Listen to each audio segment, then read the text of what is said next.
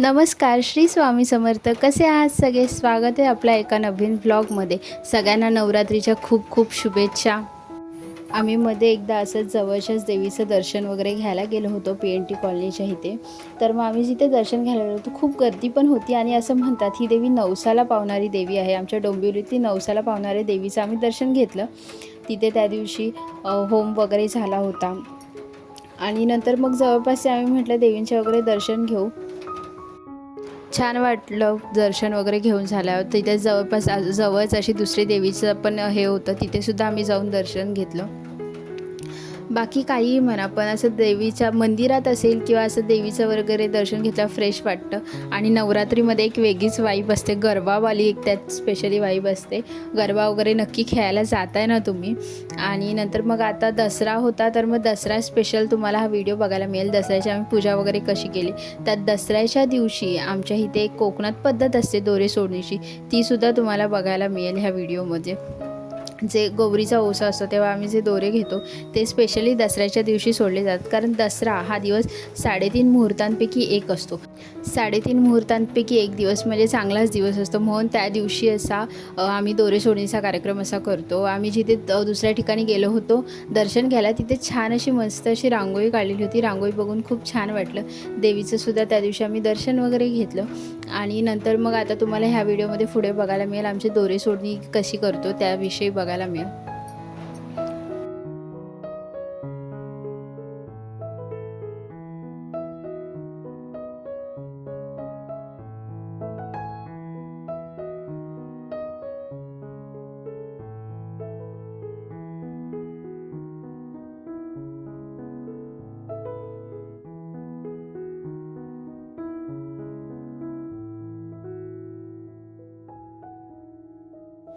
दसऱ्याच्या दिवशी छान सकाळी उठून मस्त पूजा वगैरे केली. छान पूजा करून झाल्यानंतर असं दसऱ्याच्या दिवशी जे आपण भाताच्या लोंबींचे वगैरे माळ लावतो किंवा दरवाजाला हार वगैरे लावतो, तशी छान आम्ही पूजा वगैरे केली. देवाऱ्यात देवांची मांडणी कशी करायची किंवा पूजा वगैरे करायची काही पद्धत किंवा जे पण असेल ते त्या रिलेटेड मी एक डिटेल व्हिडिओ बनवला आहे. तुम्हाला हवं असेल तर त्या व्हिडिओची लिंक मी डिस्क्रिप्शन बॉक्समध्ये देते.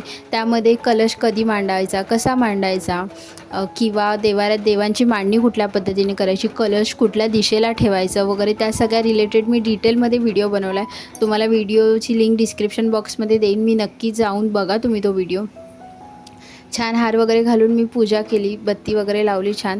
आणि नंतर आम्ही जे भाताच्या लोंबींची माळी वगैरे आणल्या होत्या त्या दरवाजाला लावल्या, हार वगैरे लावले.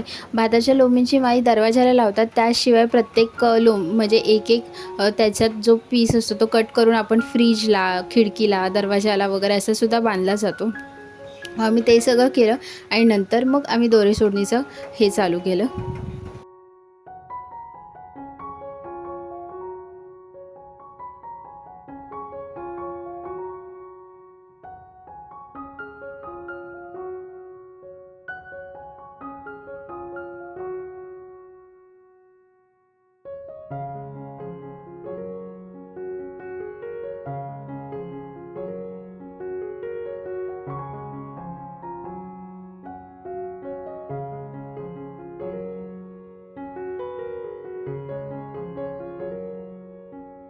सणासुदीच्या वेळी घरामध्ये फ्रेश वाटतं. बाकी काही म्हणा, आता जसं श्रावण महिना होतो त्यानंतर वेगवेगळे सण चालू होतात. श्रावण महिन्यानंतर गोकुळाष्टमी, नागपंचमी वगैरे ते असतात. त्याच्यानंतर गणपती बाप्पा येतात आपले इथे. गणपती झाल्यानंतर आपल्या नवरात्री असते, मग दसरा, मग दिवाळी. म्हणजे ही श्रावण महिन्यानंतर जी सणांची पूर्ण लाईन लागते, खूप छान वाटतं.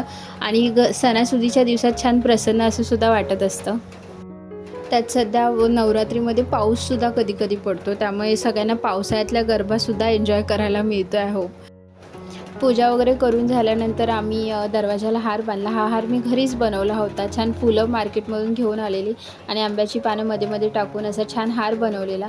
आणि ही भाताच्या लोंबींची माळ, तर असं दरवाजाला छान लावलं सकाळ सकाळ.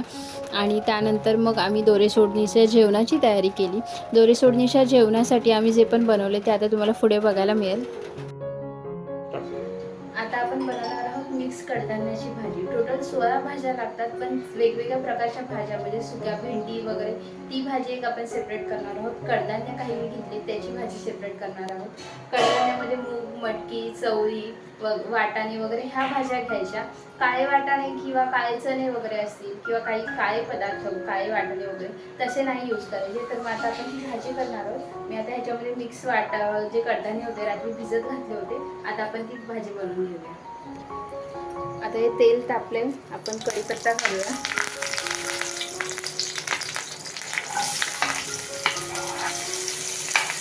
कांदा, टोमॅटो,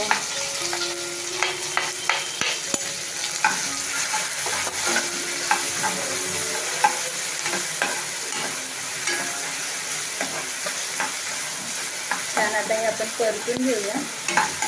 कडधान्याची भाजी मी जी करणार आहे त्याच्यासाठी मी वाटण केलं आहे, जे आपण बऱ्याच व्हिडिओमध्ये बघितलं असेल. कांदा, खोबरं, लसूण, आलं आणि गरम मसाला आणि थोडंसं मीठ घालून ते वाटण मी करते. कडधान्याची भाजी वगैरे असेल तर आमच्याकडे तशाच पद्धतीचं वाटण वापरलं जातं. कडधान्याची भाजी, चिकन वगैरे त्याच्यासाठी आम्ही तशीच वाटण करतो. आता कांदा, टोमॅटो आपण तेलावर टाकला आहे. आपण थोडंसं मीठ घालूया म्हणजे लवकर शिजेल ते. एकदम थोडंसं मीठ घालायचं भाजीसाठी, नंतर आपण घालूया. तर ते वाटण जे होतं ते मी कालच तयारी करून ठेवलेली. आपण आता थोडीशी हळद घालूया, तिखट. आता हे छान आपण मिक्स करून घेऊया. आणि आता ह्यामध्ये आपण जो मसाला वाटलाय थोडंसं पाणी घालूया. म्हणजे मसाला करपणार नाही. आणि आता आपण जे कांदा खोबऱ्याचं वाटण केले ते घालूया.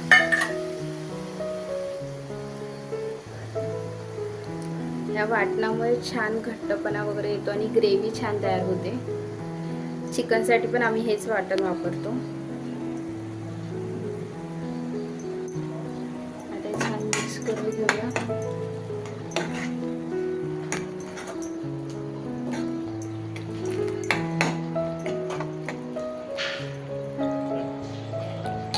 आता हे आपण जे कडधान्य भिजत घातलेलं ते घालूया. छोले वगैरे सगळ्या भाज्या घेतल्या ह्याच्यात. छोले, मटकी, मूग. आता डोळे सोडणीसाठी आपण जो दुसरा पदार्थ जो बनवतो तो म्हणजे काकडीचे वडे. तर काकडीचे वडे करण्यासाठी मी इथे काकडी घेतली. आता मी किसणार आहे. किसलेली काकडी आणि दूध थोडंसं गरम करून घ्यायचं आणि तांदळाच्या पिठामध्ये मिक्स करायचं. तर मग मी आता ही काकडी किसून घेते.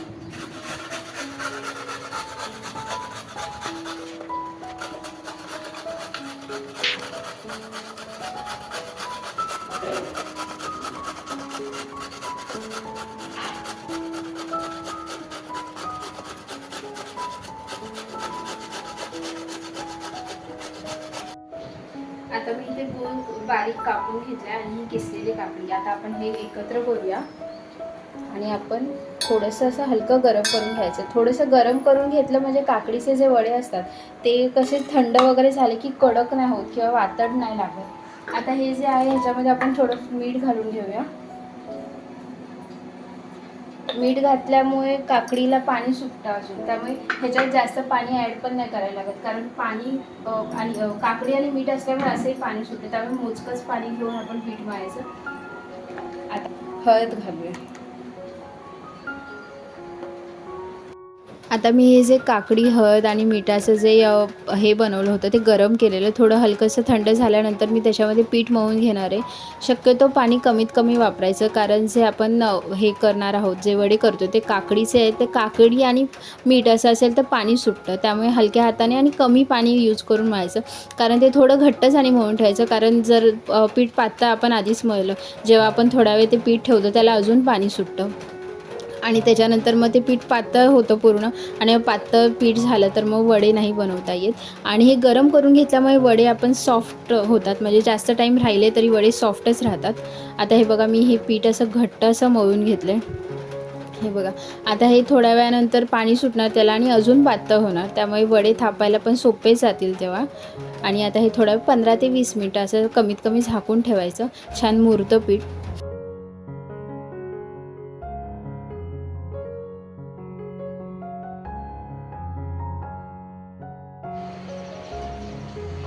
बघा आता आपली कडधान्याची भाजी मस्त अशी शिजली आहे आणि छान ग्रेव्हीसुद्धा झाली आहे. वाटण टाकल्यामुळे छान ग्रेव्ही झाली आहे आणि कडधान्य रात्रभर भिजत घातले होते त्यामुळे ते लवकर पण शिजले.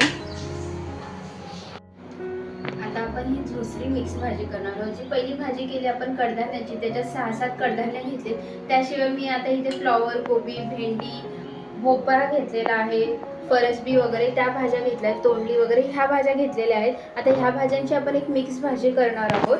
म्हणजे टोटल कडधान्य आणि ही अशी साधी भाजी वगैरे असं मिक्स करून 16 भाज्या करायच्या असतात. त्यामुळे आता ती भाजी झाली. आता आपण ही भाजी बघूया. आता इथे तेल तापलंय, त्यामध्ये आपण कांदा, टोमॅटो आणि कढीपत्ता घालणार आहोत.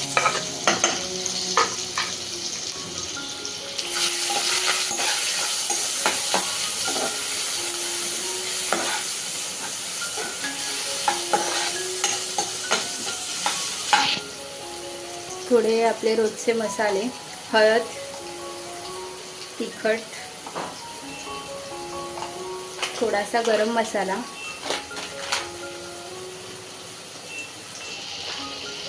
आपण हे छान मिक्स करून घेऊया. तुम्हाला ही भाजी अशी सुकीच हवी असेल तर तुम्ही ह्यात डायरेक्ट भाजी टाकून वाफेवर शिजवू शकता. मी थोडंसं वाटण टाकणार आहे त्याच्यामध्ये. थोडंसं वाटण घालूया.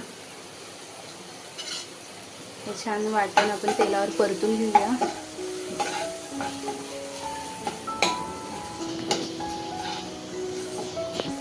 आता ही आपली सगळी मिक्स भाजी आपण ह्यात घालणार आहोत.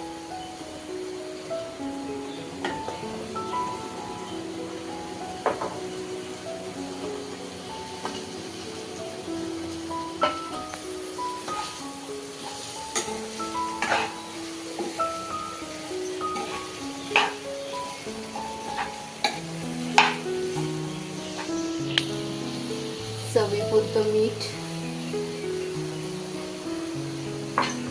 छान मिक्स करूया आणि आपण आता ही वाफेवर शिजत ठेवूया.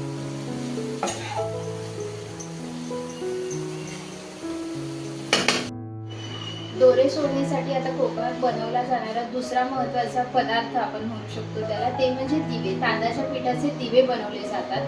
जर का लक्ष्मी असेल तर मग 9 मुठी 9 चिमट्यांचा एक दिवा, आणि जर का पौतं असेल तर 9 मुठी 9 चिमट्यांचा एक दिवा असा बनवला जातो. आता पहिले 16च्या 16 दिवे बनवले जायचे. आता कालांतराने असं जसं शॉर्टकट ॲड होत गेला तर मग त्या हिशोबात आता एकच दिवा असा मोठा बनवला जातो. तर मग आता आपण तो दिवा कसा बनवायचा तो बघूया. आता मुठी आपण अख्खी घेतली तर मग ती क्वांटिटी जास्त होईल, खूप मोठा दिवा होईल. त्यामुळे असं हलकंच घ्यायचं. असं एक,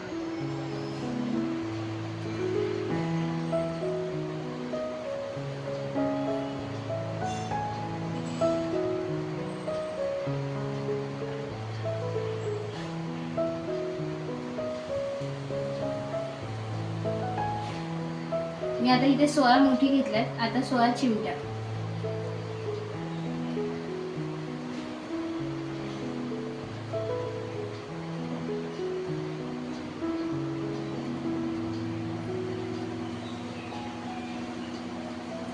आणि आता हे जे पीठ असतं ते आपण पीठ मळताना साधं पाणी वगैरे नाही वापरायचं. जे भाताच्या नवीन लोंबी येतात, आता सध्या भात कापणीच्या आधी ज्या भाताच्या लोंबी असतात त्याचं पाणी आपण वापरायचं असतं. गावाला सहज अवेलेबल असतात, तर मग आपल्याकडे मुंबईमध्ये वगैरे लवकर मिळत नाही. त्यामुळे जे आपण तोरण वगैरे बांधतो त्याच्या लोंबींचं वगैरे मी पाणी काढून घेतलंय.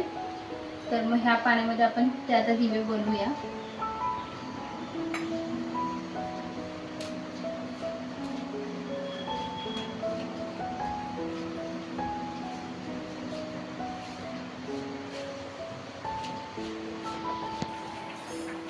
आता हा बघा, हा गोळा छान मळून झालाय. आता आपण ह्याचा दिवा बनवायचा. दिवा बनवताना आपण ह्याला असा उभा असा शेप द्यायचा.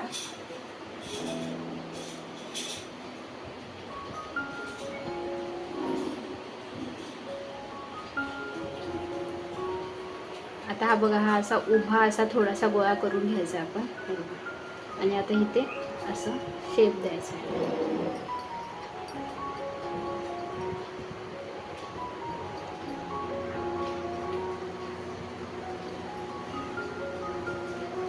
असा शेप दिला. आता समजा हा बेस आपण केलाय, जसा असा दिवा उभा पण राहायला पाहिजे, कारण आपण जी खीर बनवणार त्याच्यामध्ये हे दिवे असे उभे ठेवायचे असतात.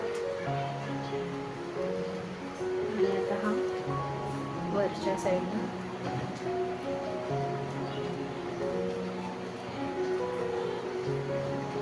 आणि आता हे असं दिव्याचा असा थोडा शेप द्यायचा.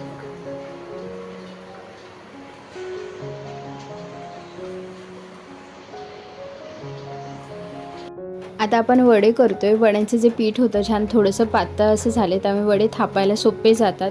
आणि आता मी इथे तेलाची पिशवी घेतली आहे, त्यामुळे वडा चिटकत नाही. तुम्ही रुमालसुद्धा वापरू शकता. आणि छान गरम गरम तेलामध्ये तळायचे वडे असे सुद्धा तुम्ही करू शकता. कधी खायला सुद्धा खूप छान लागतात. काही ठिकाणी याला काकडीचे घागरे असे सुद्धा म्हटलं जातं. त्यामुळे तुमच्याकडे ह्यांना काय म्हणतात ते नक्की कमेंट करून सांगा.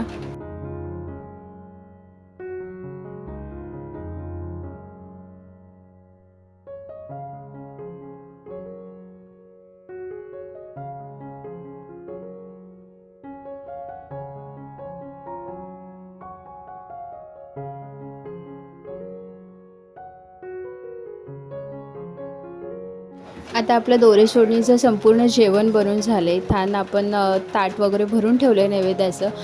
दोरे सोडताना आपण पाटाभोवती रांगोळी वगैरे काढायची. मी घाई गडबड असल्यावर अशी शॉर्टकटवाली रांगोळी काढते. दिसायलासुद्धा चांगली दिसते आणि सोपीसुद्धा असते काढायला. तर मग ती पाटाभोवती रांगोळी काढून घ्यायची. त्याच्यावरती आपण कपडा वगैरे अंथरून केळीचं पान ठेवायचं. हे नैवेद्याचं मी जे दोरे सोडणीचं हे ताट भरलेलं आहे. वेगवेगळ्या भाज्या आणि जी मध्ये खीर ठेवली आहे, खिरीवरती दिवा आणि दिव्यामध्ये 16 मोठी आणि 16 चिमट्यांचा दिवा असेल तर त्याला 16 वातींची एक मोठी वात अशी लावायची. आणि नंतर मग हे ताट भरून घेतलं आहे मी. ताट भरून नंतर मग आधी दोरे सोडणी करून घेतली. दोरे सोडणी म्हणजे काय, आपण गौरीचे जे ओसे असतात त्या दिवशीच्या गाठी घेतो. म्हणजे ओशामध्ये जे जे पदार्थ आपण बांधतो किंवा ज्या ज्या वस्तू बांधतो, सुपारी, अक्रोड वगैरे खारी ज्या पण गोष्टी बांधतो तशा गाठी घ्यायच्या असतात. आता त्या गाठी घेतल्यानंतर आपण जे ओसा करताना जे दूध आणि दही असं 5 वेळा त्या सुपाभोवती आणि देवी वगैरे भोवती असं फिरवतो, तसं सेम करायचं आणि ते केळीच्या पानावरती सोडायचं आहे. असं दोरे सोडतानासुद्धा आधी दोऱ्यांची पूजा वगैरे करून तसं करायचं आणि नंतर मग गाठी सोडायच्या असतात. आता दसरा हा 3.5 मुहूर्तांपैकी एक चांगला दिवस असा असतो. 3.5 मुहूर्तांपैकी एक दिवस असतो. म्हणजे त्या दिवशी कुठल्याही गोष्ट करण्यासाठी, चांगली गोष्ट करण्यासाठी मुहूर्त बघावा लागत नाही. त्यामुळे आम्ही दोरेसोडणी बऱ्याचदा त्याच दिवशी करतो. आता काही गोष्टींमुळे कधी सुतक असतं किंवा काही कुठल्या कारणामुळे जर का दोरेसोडणी शक्य नाही झाली तर मग आपण इतर दिवशीसुद्धा करू शकतो. जसं गुरुवार, मंगळवार असं आपल्याला हवा असेल तसा वार वगैरे एखादा बघायचा आणि त्या दिवशी दोरेसोडणी करायची. आता बघा, मी जे दोरे सोडते म्हणजे ज्या गाठी बांधल्या होत्या त्या गाठी सोडायच्या आणि ते तिथेच ठेवून द्यायच्या. आणि नंतर मग दुसऱ्या दिवशी वगैरे ते विसर्जन करायचं असतं. संध्याकाळपर्यंत संध्याकाळीसुद्धा बत्ती लावताना त्याची पूजा वगैरे करायची आणि दुसऱ्या दिवशी ते विसर्जन करायचं, अशी आमच्याकडे पद्धत आहे. आता प्रत्येक ठिकाणी पद्धती बदलतात. काही ठिकाणी दोरे घेतलेच जात नाहीत, तर मग अशी प्रत्येक जागेनुसार जशी पद्धत बदलते. पण आमच्या कोकणामध्ये ही एक पद्धत आहे, खूप पहिल्यापासून चालत आलेली.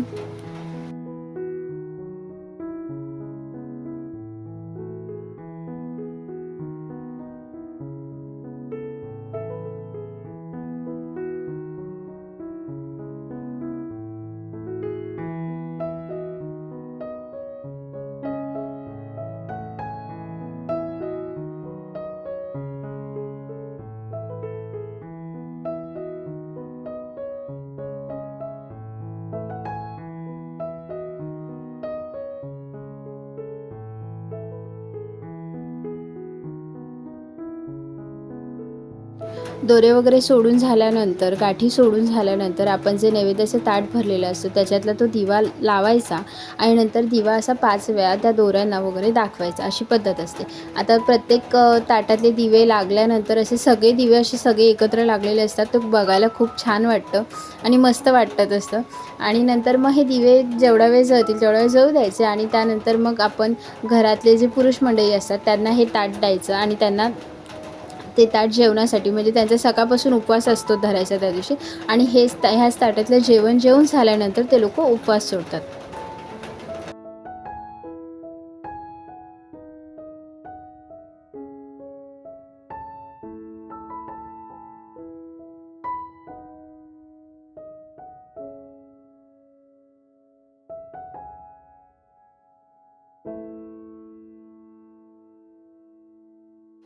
सकाळी दोरे सोडणी झाली. दोरी सोडणी झाल्यानंतर मग संध्याकाळी दसऱ्याची आम्ही पूजा वगैरे केली.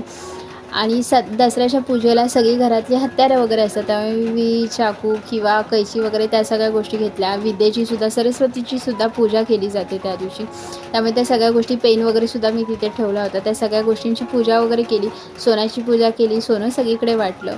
आता दसरा म्हणजे भगवान श्रीरामांनी रावणाला त्या दिवशी मारलं होतं, त्यामुळे दशहरा असं सुद्धा म्हणतात. आणि दसऱ्यानंतर मग दिवाळी येते 15-20 दिवसांनी. मग तो गॅप असा असतो की त्या टायमामध्ये जे भगवान राम होते ते दिवाळीच्या वेळी अयोध्येला रिटर्न गेले होते, म्हणजे त्यांच्या स्वागतासाठी म्हणून सगळ्यांनी दिवे लावले होते, त्यामुळे ती दिवाळी अशी सेलिब्रेट केली जाते.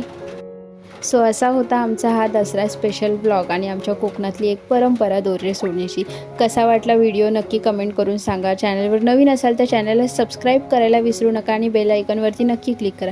आपल्या चॅनलवरती अशाच वेगवेगळ्या कोकणातली परंपरा असतील किंवा वेगवेगळ्या रेसिपीज असतील किंवा वेगवेगळ्या जागेचे आपण जे एक्सप्लोअर करतो वेगवेगळ्या जागा, त्या सगळ्यांचे व्हिडिओ बघायला मिळतील. सो पटापट चॅनलला सबस्क्राईब करा. भेटू नवीन दिवशी नवीन ब्लॉगसहित. तोपर्यंत बाय बाय. काळजी घ्या स्वतःची.